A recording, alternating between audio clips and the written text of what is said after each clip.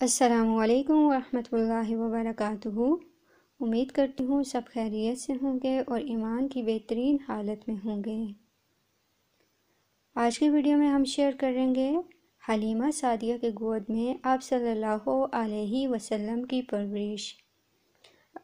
اپنی آج کی ویڈیو شروع کرنے سے پہلے کچھ اہم معلومات حلیمہ سعدیہ کے بارے میں۔ حضرت حلیمہ کے والد ابو ذہیب کا نام عبداللہ بن حارث تھا اور وہ آپ صلی اللہ علیہ وسلم کے رضاعی نانا ہوئے۔ حلیمہ کے شوہر کا نام حارث بن عبد العزیٰ تھا اور دونوں ہی قبیلہ سعد بن بکر بن حوازن سے تعلق رکھتے تھے۔ اس طرح حارث کے بچے بچیاں آپ صلی اللہ علیہ وسلم کے رضاعی بھائی بہن ہوئے۔ تو شروع کرتے ہیں اپنی آج کی ویڈیو۔ حلیمہ سعدیہ کی گود میں آپ صلی اللہ علیہ وسلم کی پرورش۔ عرب کے شہری باشندوں کا دستور تھا کہ وہ اپنے بچوں کو شہری بیماریوں سے بچانے کے لیے انہیں دودھ پلانے والی بدوی عورتوں کے حوالے کر دیا کرتے تھے تاکہ ان کے پٹھے مضبوط اور ان کی عربی زبان خالص اور ٹھوس ہو جائے۔ اسی دستور کے مطابق عبد المطلب کو بھی دودھ پلانے والی دائیہ کی تلاش تھی۔ ادھر بنو سعد بن بکر بن حوازن کی کچھ خواتین اسی غرض سے مکہ آئیں اور ان کے روبرو آپ صلی اللہ علیہ وسلم کو بھی پیش کیا گیا، مگر جب انہیں معلوم ہوتا کہ آپ صلی اللہ علیہ وسلم یتیم ہیں تو وہ آپ کو لینے سے انکار کر دیتیں۔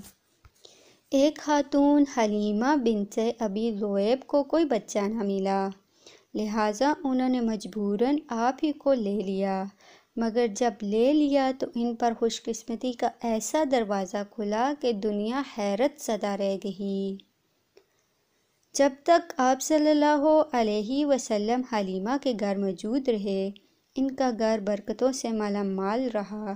حلیمہ کا بیان ہے کہ وہ جب مکہ آئی تھیں تو قید سالی کا دور تھا۔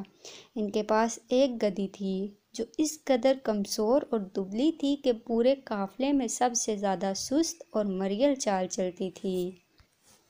ایک اونٹنی بھی تھی مگر وہ ایک قطرہ دودھ نہ دیتی تھی۔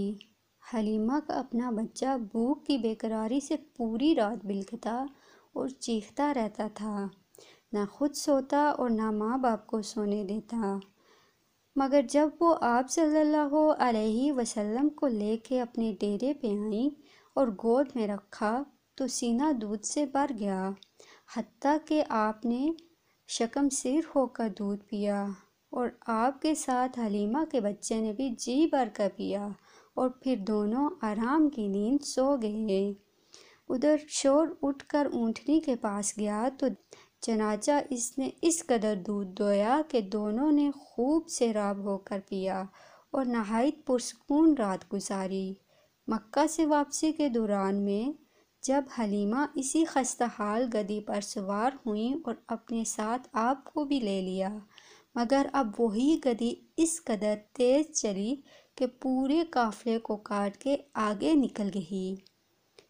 حضرت حلیمہ کا وطن دیار بنو سعد سب سے زیادہ قحط زدہ تھا، مگر اس کے باوجود مکہ سے واپسی کے بعد ان کی یہ حالت ہوئی کہ جب بکریاں چر کے واپس آتیں تو ان کی کوکھ نکلی ہوئی ہوتی اور تھن دودھ سے لبریز ہوتے، میاں بیوی خوب دوتے اور پیتے، جبکہ کسی اور انسان کو دودھ کا ایک قطرہ بھی میسر نہ ہوتا۔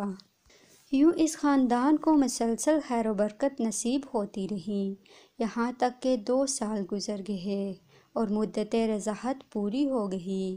چنانچہ حلیمہ نے آپ کا دودھ چڑھا دیا۔ اس دوران میں آپ صلی اللہ علیہ وسلم پختہ اور مضبوط ہو چکے تھے۔ حلیمہ کا دستور تھا کہ وہ آپ کو ہر 6 مہینے بعد مکہ لاتیں، والدہ اور خاندان کے لوگوں سے ملاتیں، پھر اپنے دیار بنو سعد واپس لے جاتیں۔ جب مدت رضاعت پوری ہو گئی اور دودھ چڑھا کر آپ صلی اللہ علیہ وسلم کو آپ کی والدہ کے پاس لائیں تو اب تک جو خیر و برکت دیکھ چکی تھیں اس کے پیش نظر چاہتی تھیں کہ آپ کو انہی کے پاس رہنے دیا جائے۔ چنانچہ انہوں نے آپ کی والدہ سے کہا، کیوں نہ آپ بچے کو میرے پاس ہی رہنے دیں کہ وہ ذرا اور مضبوط ہو جائے، کیونکہ مکہ کی وبا سے ڈر لگتا ہے۔ والدہ اس پر راضی ہو گئیں اور حلیمہ آپ کو لے کے خوش خوش اپنے گھر واپس ہوئیں، اور آپ تقریباً مزید 2 برس تک وہیں رہے۔ پھر ایک ایسا واقعہ پیش آیا کہ جس سے ڈر کر حلیمہ اور ان کے شوہر نے آپ کو آپ کی والدہ کے حوالے کر دیا۔ وہ واقعہ شیئر کریں گے ہم اپنی اگلی ایپیسوڈ میں۔ اگلی ایپیسوڈ کو دیکھنے کے لیے ہمارے چینل کو سبسکرائب کریں اور ساتھ دیے گئے گھنٹی کے نشان کو ضرور دبا دیں تاکہ ہماری آنے والی ہر ویڈیو کی نوٹیفیکیشن آپ تک آسانی سے پہنچ جائے۔ ملتے ہیں اپنی اگلی ویڈیو کے ساتھ، تب تک کے لیے فی امان اللہ۔